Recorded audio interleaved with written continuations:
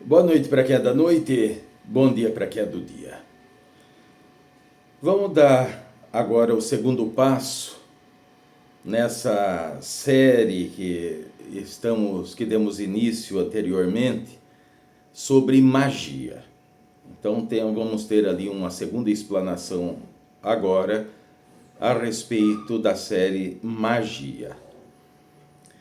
E vamos falar sobre algo bastante polêmico, porém que também tem a sua fundamentação. Então vamos entender, e se trata do quê? Sacrifício animal em procedimentos magísticos. Isso é certo? Isso é errado? Isso tem fundamento ou não tem fundamento nenhum? Vamos desenrolar essa situação a partir de agora.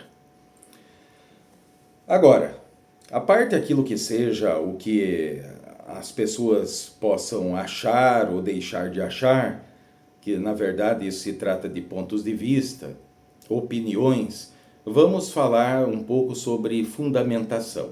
Vamos entender da onde vem, dentro daquilo que é fácil para cada um de vós poder se certificar do que estou falando, né? Da onde vem esse conceito do sacrifício animal? Isso vem do quê? De seitas satânicas, né? Sobre aspectos de magia negra? Também. Mas não só daquilo que é ligado à magia negra, mas também aquilo que é ligado a um dos pilares da fé cristã.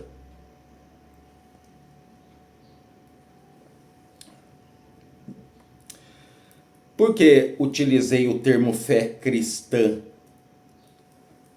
e não usei o termo cristianismo? Vocês vão entender o porquê. Utilizei o termo fé cristã porque estamos falando do Antigo Testamento, que para algumas religiões que estão ligadas a esse tipo de procedimento, temos ali também aquilo que é os 5 primeiros livros, o chamado Pentateuco. Muito bem, vamos lá então entender. Se vocês bem podem se lembrar, principalmente as pessoas que são assíduos frequentadores das religiões cristãs, vão identificar que então lá no Antigo Testamento, lá naquele passado longínquo, o povo de Israel tinha como hábito, para poder então agradar, para poder louvar, para poder agradecer, para poder pedir, para poder clamar ao Deus de Israel, que todos sabem que estamos falando desse Deus de Israel, estamos falando de Yahvé ou Jeová, que é a mesma situação. Faziam o quê? Erguiam um altar de pedras, então pegavam determinados animais ou aves, para então sacrificá-las, espargir ou derramar o sangue desse animal em cima desse altar de pedras, juntamente com algumas ervas, e daí se ateava fogo. Se então essa oferenda pegasse fogo, então teria sido aceito por Yahvé. Se não pegasse fogo, era insuficiente, não estava aceito por Yahvé.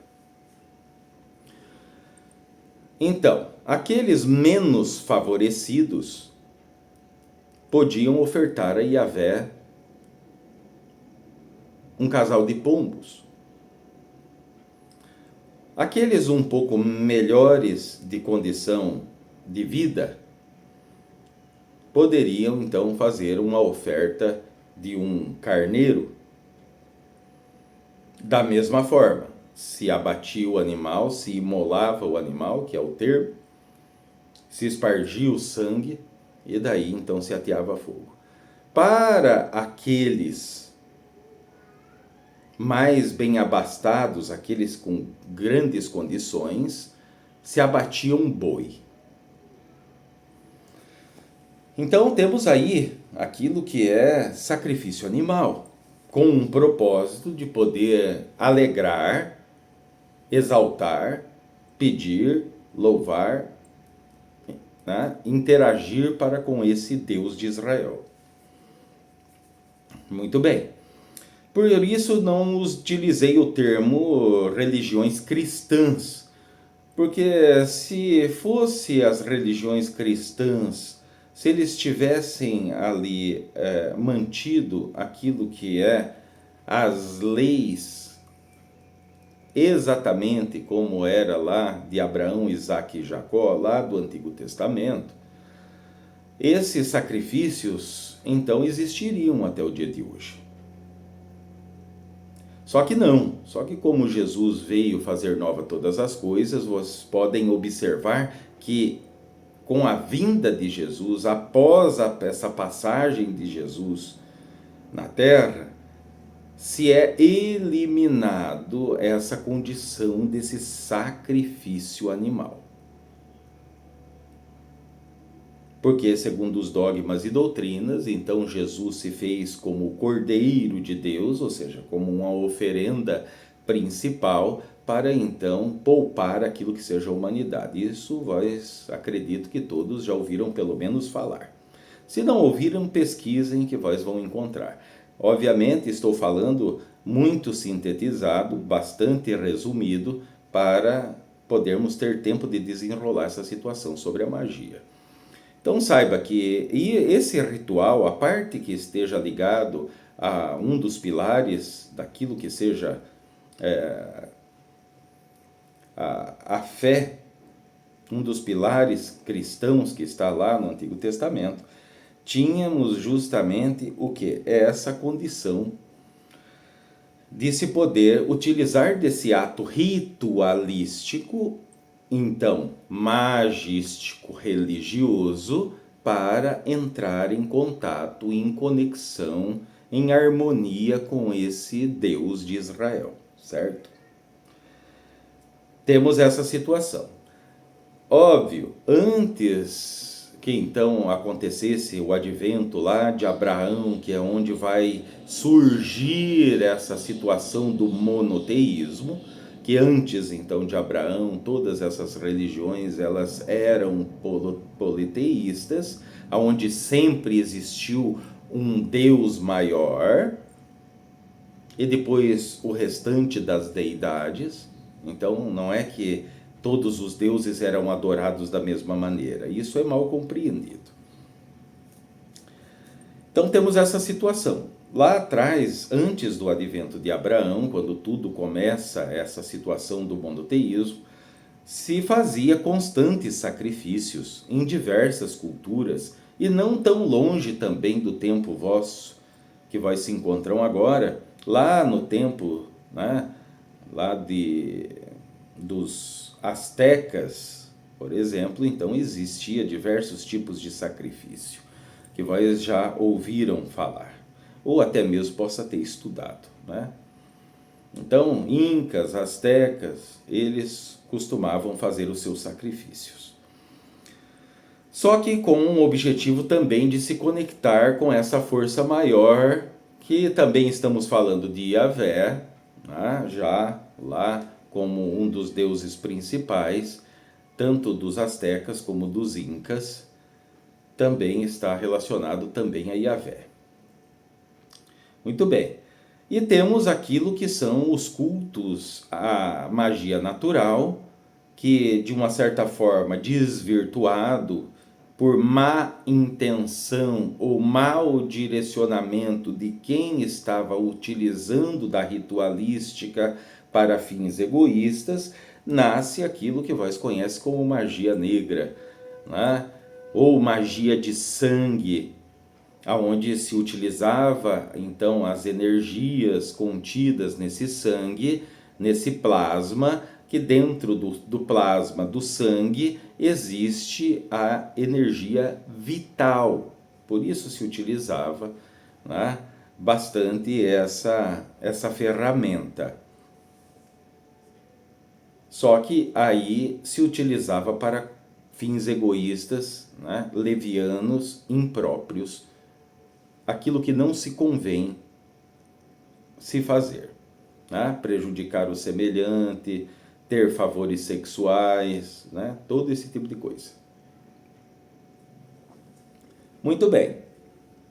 Já agora, bem próximo de vós, vamos colocar nesse último século para cá, ou para trás, temos a seguinte situação. Então temos aquilo que é a civilização, seus antepassados, principalmente no que diz respeito não só aos seus pais, mas principalmente os seus avós e bisavós.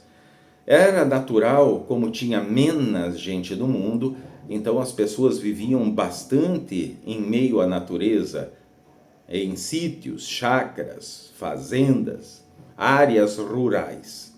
Ou mesmo dentro de já cidades, mesmo assim, sem devidas grandes ou atuais infraestruturas. Então, se era também um ambiente bastante semelhante com aquele rural verdadeiro.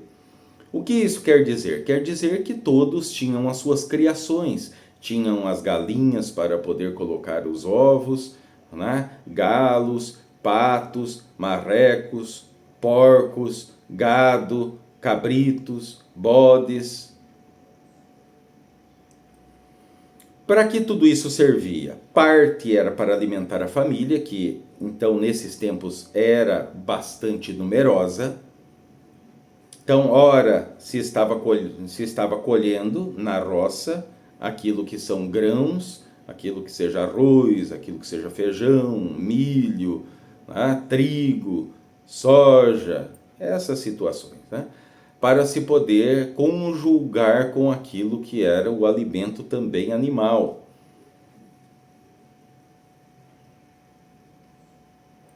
O que se fazia? Para as pessoas que estavam ligadas com a magia natural, que lá no tempo dos seus bisavós, principalmente, então as suas bisavós, em maior número do que os seus bisavós, eram o quê? Chamado de benzedeiros, benzedeiras e benzedores, rezadores. Então rezava a arca caída, né? Olho gordo, espinhela caída, dor de cabeça do sol, né? Erispela, tinha um monte de coisa, até mordedura de cobra. Então eles tinham conhecimento de poder rezar e fazer com que a pessoa lá distante daquilo que era, ter a possibilidade de ser atendido por um médico, que naqueles tempos não tinha a facilidade que se tem hoje. Então se valiam bastante. Então podemos dizer conhecedores de magia natural, porque isso era herdado, era um conhecimento que vinha se passando de geração em geração. Então o que faziam? Então eles sabiam que existiam o guardião das matas, o guardião dos rios, existia o guardião dos lagos, guardião dos morros, guardião de montanha, guardião da lavoura, né? Guardião de determinados animais, guardiões ligados ao vento, à tempestade. Então todos eles sabiam a respeito disso. Muito bem, então por isso, magistas, mesmo sendo ali boa parte deles, ou a sua maioria, cristãos, né? Católicos ou protestantes.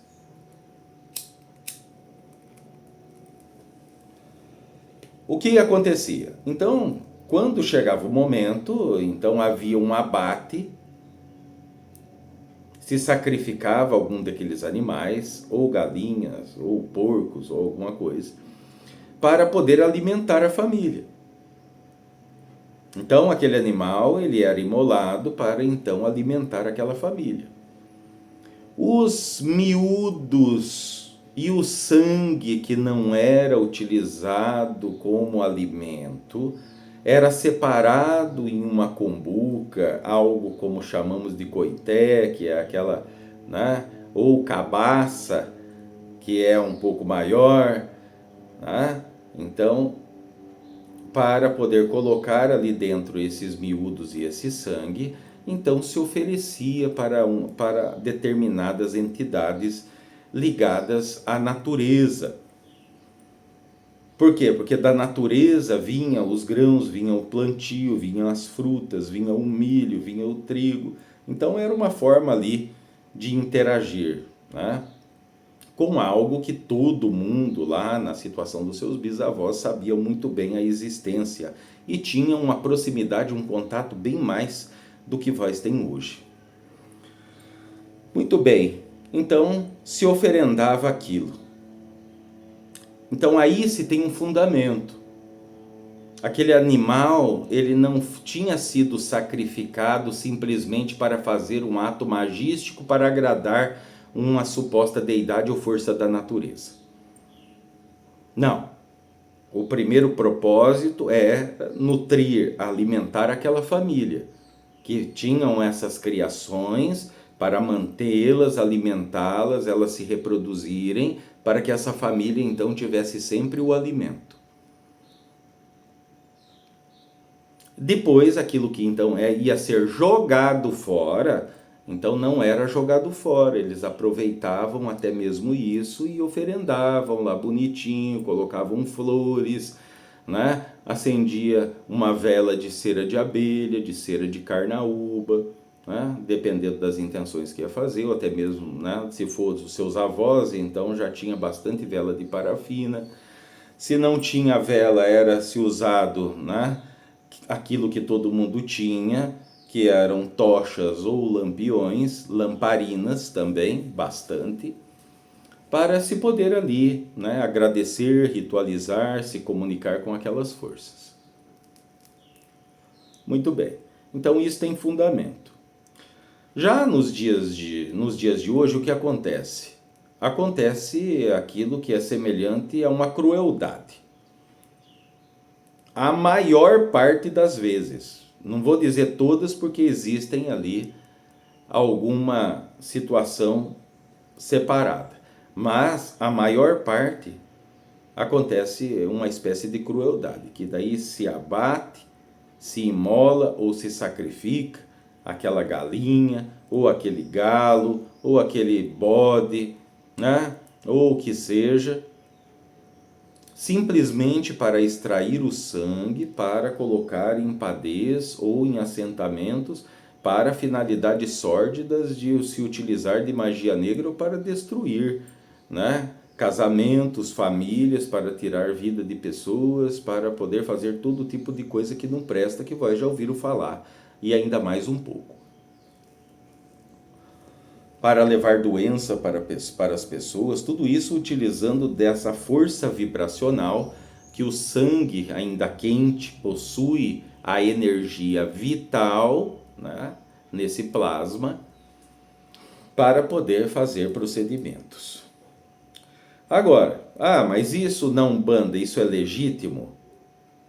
Pode sim ser legítimo para aqueles que ainda habitam em condições rurais, que têm as suas criações, que mantêm aquele velho padrão lá do tempo dos seus avós ou bisavós, certo? Então isso sim é legítimo, não tem problema nenhum.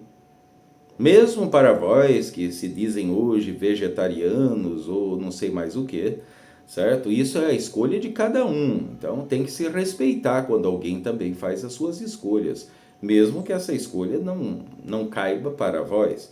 Mas para aquela família se sustentar, então eles se valem desse procedimento. E é legítimo e está fundamentado. Agora, para a maioria que está em terreiros, que vive dentro de cidade,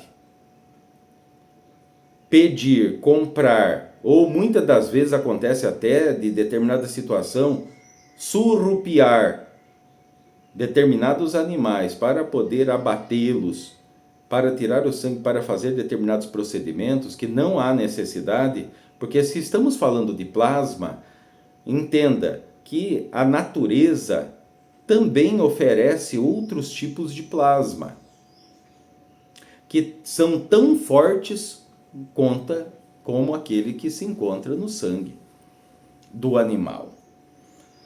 Tá? Por exemplo, ovos.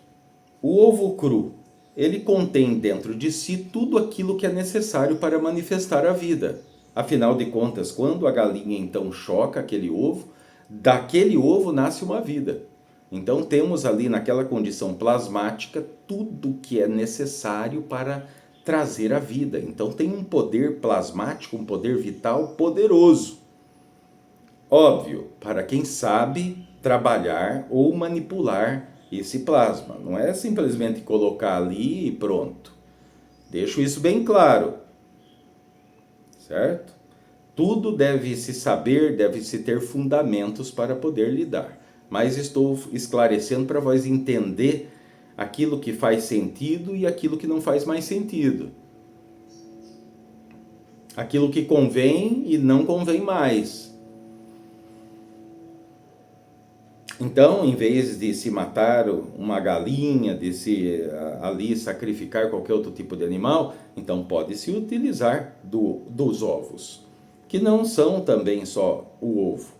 Também existe aquilo que é o leite de vaca, aquele tirado lá do animal. Ele também é plasma, ele também tem um poder energético muito considerável, muito substancial, que também pode ser usado em incontáveis trabalhos. Porque daí vai aparecer alguém, não, mas o trabalho com ovos é só para o orixá tal, é só para o guia tal. Bobagem, isso é só aquilo que a pessoa sabe, só aquilo que ela ficou sabendo. Então tem muita coisa que as pessoas não sabem. Certo? Então todos têm diversas finalidades, né? Mesmos elementos. O que mais que possui essa força, esse poder? Aquilo que é chamado o sangue da natureza. O sangue natural da natureza. Que seria o quê? O azeite de dendê. Ah, não, mas o azeite de dendê esfria, outros falam que aquece. Sim, esfria e aquece e faz muito mais. Depende do que, para quem, qual maneira a ritualística que está sendo usada. Então não me venha falar que, não, porque lá me falaram que, então se eu fizer isso aqui, ele esquenta. Esquentar, para quem não sabe, significa uma quantidade maior de energia para fazer aquilo ter uma movimentação mais intensa, mais abrangente, mais impactante. Né? Esfriar significa acalmar algo que esteja muito agitado e tudo mais. Superficialmente estou falando, não é que isso se resuma a toda a fundamentação daquilo que seja o azeite de dendê. Então, nesses exemplos, temos ali aquilo que são condições plasmáticas poderosas, poderosíssimas, que sendo bem utilizado, vai ter um poder tão ou maior do que o sangue abatido de um animal, que na hora ali do desespero, sabendo, ainda mais sentindo, né? Saber se ele fosse inteligente, mas ele não é que ele não tem consciência. Mas o animal, ele tem o seu grau de inteligência, então ele sabe se ele está sendo sacrificado por um bem maior, que no caso seria o nutrir uma família, ou não. Certo? E não ficamos por aí, podemos falar de muitas outras, né, outros elementos que podem tranquilamente substituir aquilo que é o sangue de animais, seja ele qual for, certo? A água mesmo é uma dessas condições. Se tem algo mais adequado para se servir em uma oferenda ritualística para qualquer religião, sobre qualquer aspecto, é a água. E daí tem aquelas pessoas que ainda acreditam, por exemplo, que Exu não pode trabalhar de dia, que Exu só trabalha de noite, que oferenda de Oxalá, vós não pode fazer 9 horas da noite, vós só pode fazer ao meio-dia, em campo aberto. de preferência, porque senão Oxalá não aceita. E aí eu pergunto, né? Então quer dizer que Oxalá, quando chega às 6 horas da tarde, então Oxalá vai dormir? Oxalá não trabalha, então, né? Depois das 6 horas da tarde, ele entra de folga. Tem situações que não cabem mais, porque é muita ignorância. A mesma coisa é Exu. Tem pessoa que bate o pé. Não, Exu não vem de dia, Exu só vem à noite. Não se pode oferendar ou acender vela para Exu de dia. Não, só à noite que pode. Que bobagem que é essa? Se tem até ponto cantado que se diz que quem trabalha com Exu não tem hora e não tem dia.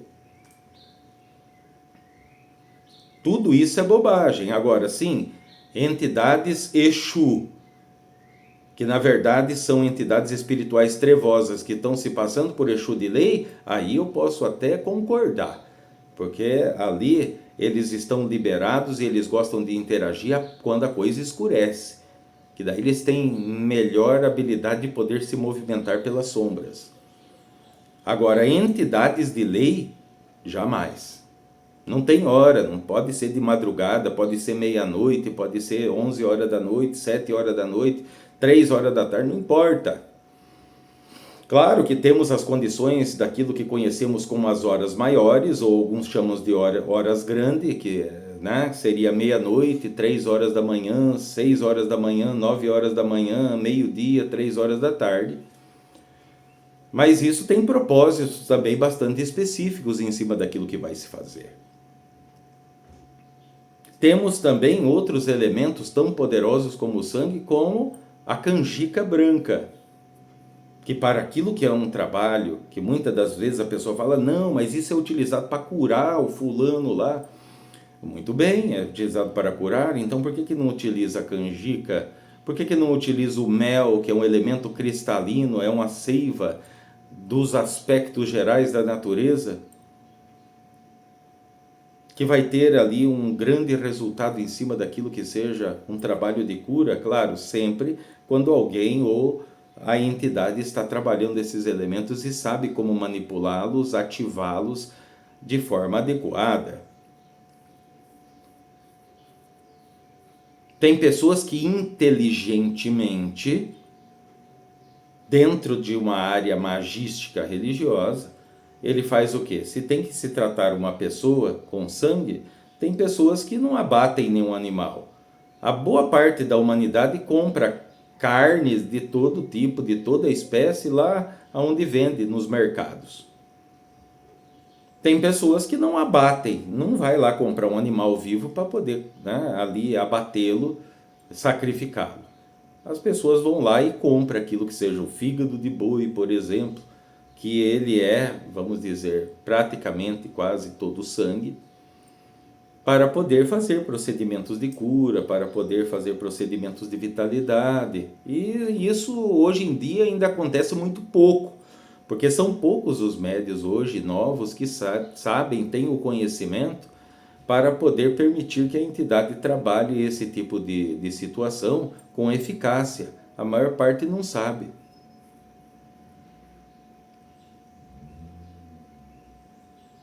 Por que estamos dizendo, mas isso não é verdade, porque o sangue animal é insubstituível e eu provo isso? Muito bem, então me prove, mas por fundamento, não por, né, palavras jogadas ao vento.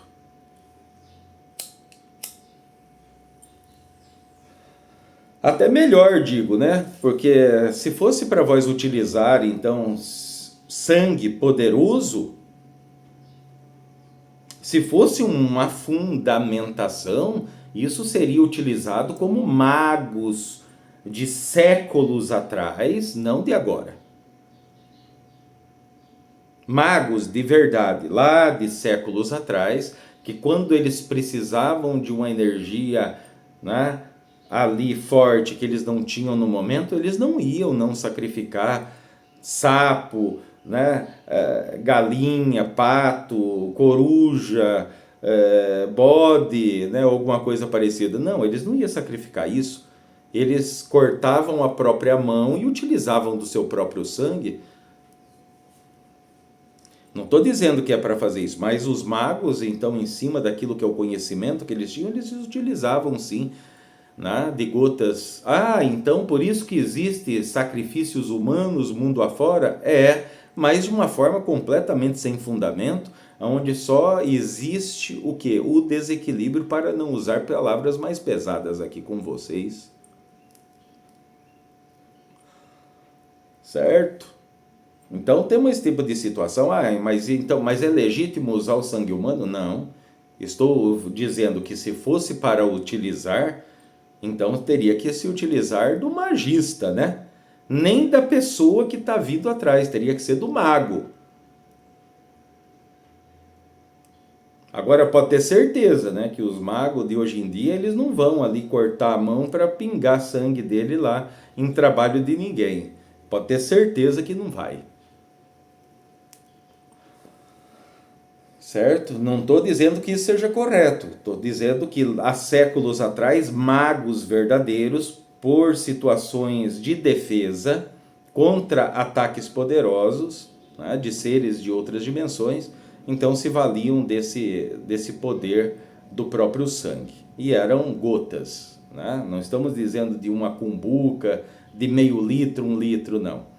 Né? Então hoje em dia tem muito esse desperdício, podemos dizer, essa judiação, essa crueldade de poder sacrificar o animal e deixar lá apodrecendo, né? Aquela carne não é utilizada, não é utilizado nada daquilo e ainda fica aquela, vamos dizer, aquela imundície, porque aquilo vai apodrecer, aquilo vai atrair moscas, aquilo vai atrair todo tipo de coisa que não presta, energias, quiumbas, trevosos, então toda uma série de situações em cima de densificar padrões de energia. Se vós querem ali, vós que são entusiastas, que são estudantes, que gostam de estar ali envolvidos, aprendendo situações a respeito de magia iniciática, porque a boa parte não passa disso, né? Fica mais num nível desses feitiços ou simpatias do que um próprio procedimento magístico religioso. Então, querem utilizar alguma coisa? Utilizem a água. Utilizem outros tipos de plasma. Se informem, né? Já que vós têm conexão com alguma parte espiritual, vós têm que receber fundamento a respeito disso. Certo? Por quê? Porque tem muita coisa. Tem pessoas, às vezes, que chega e daí vai passar por um procedimento de limpeza corporal, física, às vezes até desobsessão existe por aí, que a pessoa chega, daí eles cortam lá, né, a garganta de um animal e daí começa a jogar sangue na pessoa, passa sangue na pessoa toda. Tem locais ainda que a coisa é mais absurda, faz com que a pessoa beba daquele sangue, que isso já é inadmissível, né? É algo que não se pode acontecer por diversos motivos, até mesmo pelos riscos de poder contrair algum tipo de bactéria, de alguma coisa, porque ali o que está acontecendo não tem nada a ver com lei maior e justiça divina, mas sim como situações do baixo astral, certo? E daí a pessoa vai estar em risco e ainda vai estar sendo alvo de perseguição de todo tipo de entidade obscura e pesada. Sofredores, quiumbas, zombeteiros, né, que atraídos por aquele plasma, por aquele procedimento completamente inadequado, sem fundamento, vão procurar se beneficiar. E a pessoa ele pensa que está fazendo algo poderoso ou que é algo, né, digno de um verdadeiro mago, mas de mago não tem coisa nenhuma. Certo? Então existe muito esse tipo de situação. Tá? Por isso que na boa parte desses lugares vós não se vê nenhum desses supostos magistas, pai, mãe de santo, babala, orixá, sei lá o que queira se chamar, que produzem esse tipo de procedimento, sem fundamentação nenhuma, que estão o quê? Estão nessa situação, trabalhando em conjunto com aquilo que seja essas forças trevosas, para poder trazer ou aumentar aquilo que já é bastante grande, a quantidade de mazelas no mundo.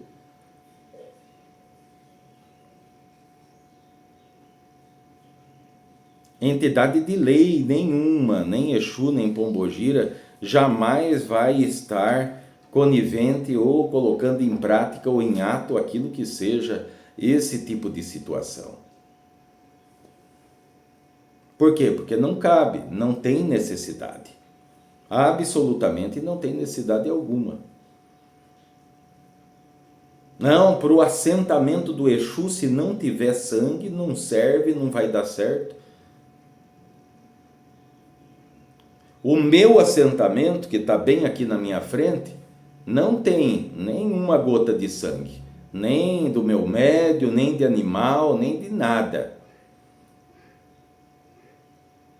Certo? Ah, não, mas não, tem que ter. Bom, quem quiser, o ser humano, ele é livre para fazer aquilo que quiser. Agora, estou aqui esclarecendo, por quê? Porque tem muitas pessoas leigas que às vezes vão participar de ritualística, estão em certos desenvolvimentos, e daí vão se defrontar com situações que a pessoa às vezes acha macabra, acha muitas das vezes, por que não dizer, mórbida. Algo muito animalesco, que se dá para ver que de evolução daquilo que é altos padrões de entidades de alto nível não existe. Agora, qualquer uma dessas entidades aí, que é acostumado a mexer então com tanto sangue, que eles chamam lá de menga, muito bem, eu estou aqui, Tranca-Rua da Seta Encruzilhada. Saiba que não tem nada que vós possa fazer que eu não desfaça no mesmo exato momento. Antes mesmo de sair da onde vós está. Porque tenha essa certeza absoluta, quem gosta de mexer com essas coisas. Quando as supostas entidades que vós estão trabalhando com elas tem de frente uma entidade de lei, vós vai ficar sozinho no campo aberto. Porque a primeira coisa que eles fazem é fugir para não ser capturado. Porque o nosso trabalho, um dos nossos trabalhos principal é capturar, prender espírito trevoso. E não é só zombeteiro ou quiumba, não. Quem tiver na frente, e não importa a quantidade. E o que eu estou falando não é um desafio, é simplesmente um fato.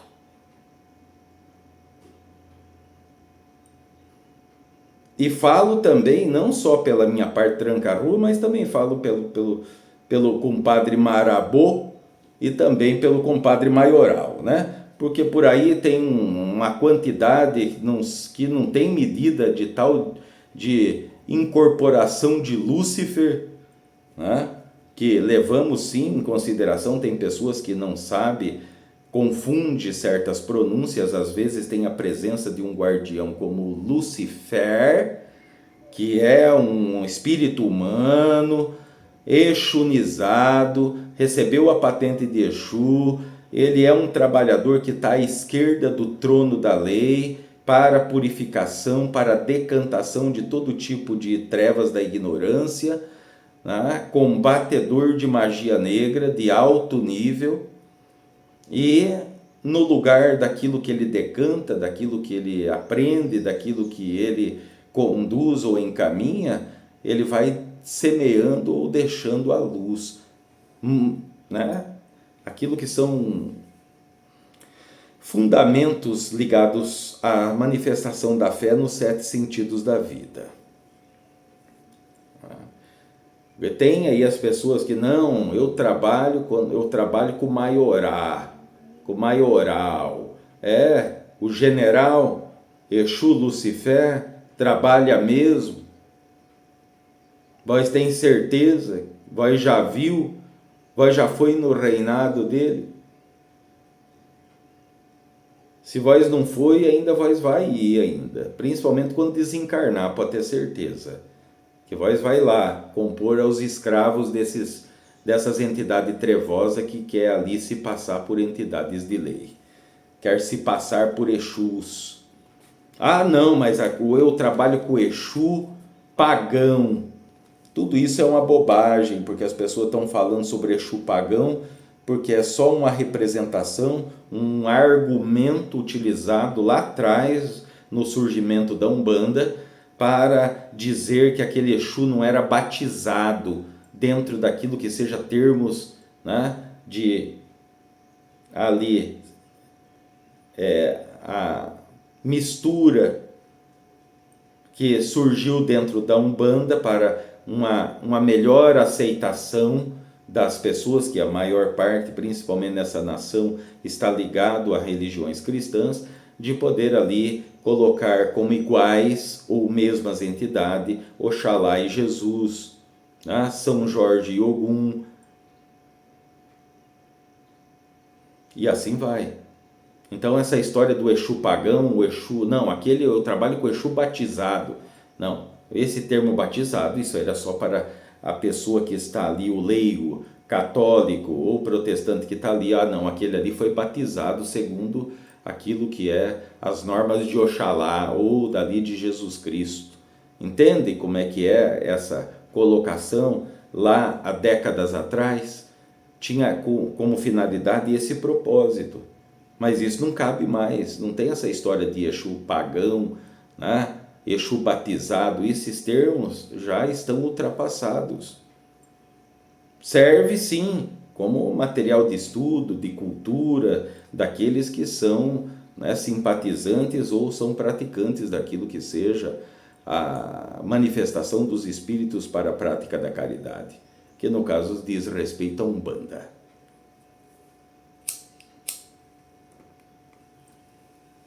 Certo? Então falamos um pouco a respeito nessa segunda explanação sobre magia, falamos a respeito daquilo que é esses sacrifícios animais. Sempre, em todas as civilizações, em todas as épocas, sempre ocorreu sacrifícios animais, mas em boa parte, né? Nas partes ali mais com menor quantidade de civilização, de pessoas encarnadas, então em ambientes mais ligados ao rural, então as pessoas tinham ali suas criações e utilizavam para alimentar a família, e aquilo que era para ser jogado fora era reaproveitado com a finalidade de poder oferendar, agradecer e interagir com forças da natureza das mais diversas, né? Muito bem, então espero que vós tenham entendido esse conceito, e quando vós tiver a oportunidade então de presenciar ou de ver alguma situação dessa sendo demonstrada, vós vão ter a capacidade, através de fundamentos, através da verdade, de não julgar, mas poder observar aquilo que convém ser feito e aquilo que não convém. Certo? Nunca estejam a dizer simplesmente está errado, aquilo não presta, porque vós estão apontando o dedo. De uma certa forma, vós estão se colocando na condição de juízes. E só existe um com esse cargo, que é aquele, o Todo-Poderoso, o Criador de todas as coisas. Então, mas se vós olhem e falam, olha, aquela é uma situação que não convém, porque não tem fundamento. Então significa que vós não está apontando o dedo, não está julgando ninguém, vós está observando o procedimento.